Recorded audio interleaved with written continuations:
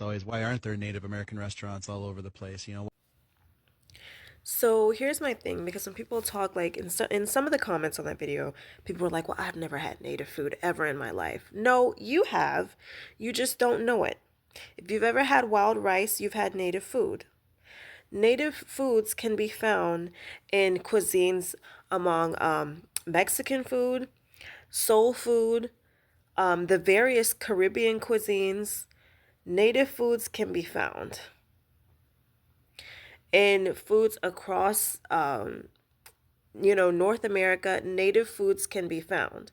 You may not have a restaurant that is saying verbatim native food restaurant, but there are definitely native foods. For instance, in Mexican cuisine, the huitlacoche, I don't know if I pronounced that right, but that's made with like the corn smut, I think is what they call it, the fungus of the corn.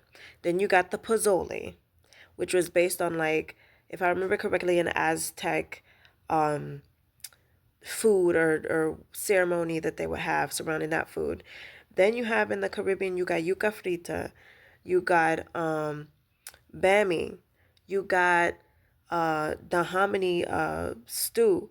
It's so many different things, and people just are not aware of it. Then you got in the southeast, you have the cornbread, the Johnny cakes, you have the beans, you have the sweet potatoes, you have the greens, sunflower seeds. I know, like, growing up and having like country, family in rural areas, ate sunflower seeds a lot. Like, there are definitely native foods. You guys just don't know that they're native because you don't know a lot about the land that you're on. You don't.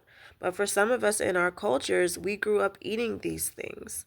And it's because we descend from those people. So it's not that, oh, I've never tried native foods.